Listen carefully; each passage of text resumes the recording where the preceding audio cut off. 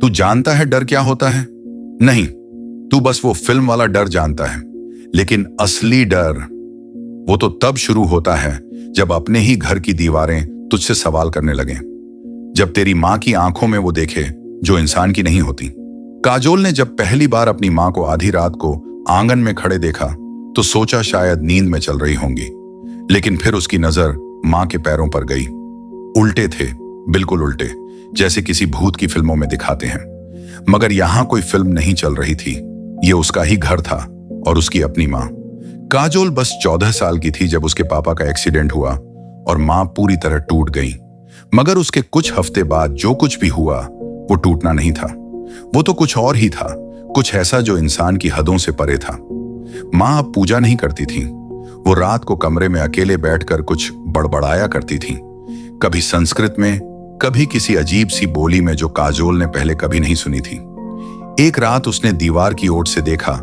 माँ की आंखें पूरी सफेद थीं और होंठ काले पड़ चुके थे और उनके सामने रखी तस्वीर किसी देवी की नहीं बल्कि एक जली हुई औरत की थी। काजोल को लगा कोई बीमारी होगी, मगर फिर रात में जो हुआ उसने उसे हमेशा के लिए बदल दिया। माँ ने उसका नाम नहीं पुकारा, मगर फिर भी वो बिस्तर से उठकर खींचती चली गई जैसे किसी ने उसके पैरों में रस्सी बांध दी हो। रसोई में माँ खड़ी थी, चूल्हे पर कुछ उबाल रही थी और वो कोई दाल या दूध नहीं था। उसमें से मांस जैसी गंध आ रही थी और कुछ काला काला तैर रहा था। माँ ने पीछे मुड़कर देखा और मुस्कुराई। वो मुस्कान इंसानों की नहीं होती। तू भी पी ले, तू मेरा खून है, माँ ने कहा। मगर वो आवाज माँ की नहीं थी। वो तो जैसे किसी अधजली औरत की गूंजती चीख थी जिसे किसी ने जिंदा जलाया हो। अगले दिन मोहल्ले की बुआ आई, कहने लगी, काजोल, तेरी माँ तो बहुत बदल गई है, किसी से बात तक नहीं करती। और काजोल बस सर झुकाकर रह गई। वो क्या बताती कि माँ अब किसी और की हो चुकी थी। एक दिन उसके स्कूल की दोस्त निधि ने उसे ताबीज दिया और कहा, ये पहन लेना, तेरी माँ के पास कोई साया है, मेरी दादी बोली। और काजोल ने उसे चुपचाप पहन लिया। मगर रात होते ही माँ ने उसे नोच कर फेंक दिया और कहा, तुम मुझसे बचने की कोशिश कर रही है। फिर वो रात आई जब सब कुछ बदल गया। 3:12 पर बिजली चली गई और कमरे की दीवारें अपने आप खून से भर गईं, जैसे किसी ने उन्हें मांस से रंग दिया हो। माँ अब खिड़की के पास खड़ी थी, मगर खिड़की बंद थी और वो बाहर सड़क पर भी दिखाई दे रही थी, दोनों जगह एक साथ, जैसे कोई परछाई 2 हिस्सों में बंट गई हो। काजोल ने भागने की कोशिश की, मगर उसके पैरों में कुछ लिपट गया।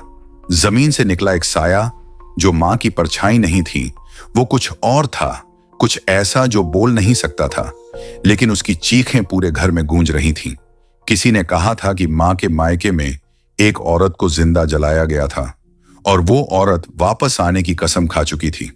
शायद वही अब माँ के शरीर में थी, शायद माँ अब माँ नहीं थी। काजोल ने अगले दिन पंडित को बुलाया, मगर जैसे ही पंडित ने मंत्र पढ़ना शुरू किया, माँ ने हंसते हुए कहा, अब नहीं, अब कोई नहीं बचा सकता। और पंडित की आंखों से खून बहने लगा, उसके होंठ जलने लगे और वो भाग खड़ा हुआ। गांव में सबने कह दिया, ये घर अब ठीक नहीं है, और माँ को मंदिर ले जाया गया।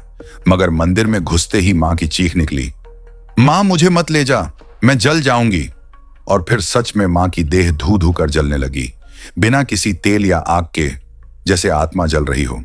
काजोल बस देखती रही, चुपचाप, बिना आंसू के, जैसे उसकी आत्मा भी वहीं जल चुकी हो। माँ की अस्थियां जब गंगा में विसर्जित की गईं, तो पानी लाल हो गया। सबने कहा देवी का प्रकोप है, मगर काजोल जानती थी ये किसी देवी का नहीं, उस अधजली औरत का बदला था। अब काजोल हर रात उठकर माँ की वही आवाज सुनती है, तू भी आएगी, मैं इंतजार कर रही हूं। और जब तू ये कहानी पढ़ रहा है, शायद वही वक्त है। 3:12, जरा खिड़की की तरफ देख तो ले, कहीं तेरी माँ तो नहीं खड़ी। काजोल को लगता था सब खत्म हो गया है, लेकिन माँ का साया शायद कभी खत्म नहीं होता। वो माँ जो अब मिट्टी में मिल चुकी थी, मगर उसकी परछाई हर दीवार पर तैर रही थी। एक रात फिर वही अजीब सी गंध कमरे में भर गई, जले हुए बालों और लोहे की बू, जैसे किसी ने पुराना ताबूत खोला हो। खिड़की के पास खड़ी काजोल की परछाई 2 हो गई थी। एक परछाई वैसी ही थी जैसी होनी चाहिए, लेकिन दूसरी दूसरी ने पलटकर उसकी तरफ देखा। हाँ, काजोल ने साफ देखा। उसकी परछाई की आंखें थीं और वो मुस्कुरा रही थी। ये वही मुस्कान थी जो मां के होंठों पर उस रात थी जब उन्होंने कहा था, तू मेरा खून है। अब हर रात 3:12 पर काजोल को बिस्तर से बाहर खींच लिया जाता है, कभी बिना नींद के, कभी आंखें बंद किए हुए, मगर हर बार वो खुद को रसोई में खड़ा पाती है, उस पुराने टूटे चूल्हे के सामने जहां मां मांस उबाला करती थी। मगर अब वहां कोई और है, एक औरत जिसकी आधी त्वचा जल चुकी है, बाल राख में लिपटे हुए हैं और चेहरा बिल्कुल वैसा ही है जैसा मां के कमरे में रखी उस अधजली फोटो में था। मैं लौट आई हूं, अब तेरी बारी है, वो औरत हर रात यही कहती है और काजोल का हाथ थाम लेती है। उसके हाथ बर्फ जैसे ठंडे होते हैं, मगर पकड़ लोहे जैसी मजबूत। कुछ दिन बाद गांव में अफवाह फैलने लगी कि काजोल को भी वही बीमारी हो गई है जो उसकी मां को थी। वो दिन में खामोश रहती है और रात में छत पर खड़ी दिखाई देती है, नीचे झांकती हुई जैसे किसी का इंतजार कर रही हो। एक बार काजोल की बचपन की दोस्त पूजा उसके घर आई, वही जो हमेशा हंसती रहती थी, मगर उस रात वो चीखती हुई बाहर भागी और बोली, वो काजोल नहीं है, उसके चेहरे पर कोई और था। गांव वालों ने तंत्र मंत्र वालों को बुलाया, मगर जो भी घर में घुसता वो या तो पागल हो जाता या जिंदा नहीं लौटता। एक दिन एक अंधा बाबा आया जिसने कहा, ये औरत नहीं, ये शकुनी है जिसकी आत्मा मां के जरिए घर में घुस आई थी। अब वो काजोल को ले जाएगी और अगली पीढ़ी को शाप देगी। बाबा ने घर के चारों कोनों में नींबू और लोहा रखा और बीच में काजोल को बैठाया। जैसे ही उसने मंत्र शुरू किए, काजोल जोर से चिल्लाने लगी, मगर उसकी आवाज नहीं थी। वो आवाज किसी बूढ़ी औरत की थी जो एक एक शब्द को चबा रही थी, जैसे हर नाम के पीछे सदियों का बदला छुपा हो। मुझे जलाया था, मुझे मां नहीं बनने दिया, अब मैं सबकी मां बनूंगी, सबको जला दूंगी। काजोल की आंखों से खून बहने लगा और उसके बाल अपने आप हवा में उड़ने लगे, जैसे कोई अदृश्य ताकत उसे हवा में उठा रही हो। फिर उसकी पीठ पर कुछ उभरने लगा, जैसे जलते हुए अक्षर, और वो अक्षर थे, शकुनी लौट आई है। बाबा ने जब आखिरी मंत्र पढ़ा तो जमीन फट गई। सच में फटी जमीन से धुआं उठा और एक चीख हवा में गूंजी, जैसे किसी औरत को फिर से जिंदा जलाया गया हो। उस दिन के बाद सब कुछ शांत हो गया, कम से कम बाहर से। मगर हर अमावस्या की रात जब पूरा गांव सो जाता है, तब एक अकेली औरत छत पर खड़ी दिखाई देती है। उसके बाल खुले होते हैं, आंखें सफेद और हाथ में मां की वही पुरानी लाल साड़ी होती है जिसे काजोल ने जलाया था। लोग कहते हैं कि काजोल अब भी जिंदा है, मगर वो अब इंसान नहीं रही। अब वो मां है, मगर किसकी मां ये किसी को नहीं पता।